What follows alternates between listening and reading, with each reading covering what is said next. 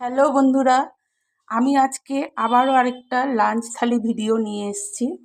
চলো তোমাদের দেখাই লাঞ্চ থালিতে আজকে কি কি দিয়ে সাজিয়েছি।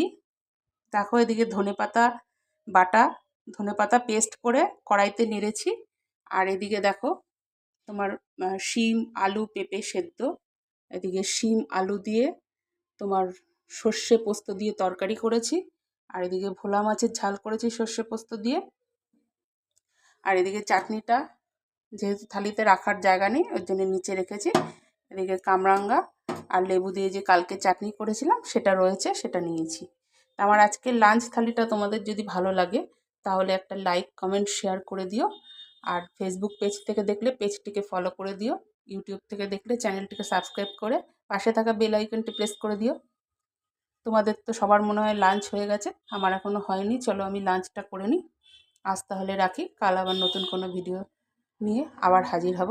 টাটা।